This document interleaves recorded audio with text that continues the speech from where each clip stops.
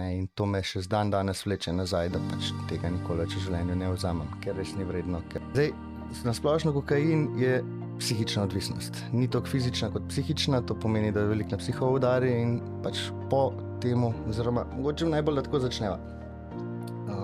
Ta prvo linijo, ki potegneš, je najlepša.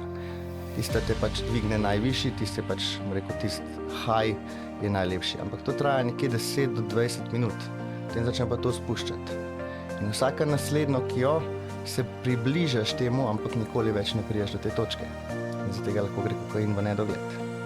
To lahko loviš in tudi najhuje, ko enkrat začne popuščati, takrat pride malo psihične težave, malo depresije, pride nekih 6-8 ur.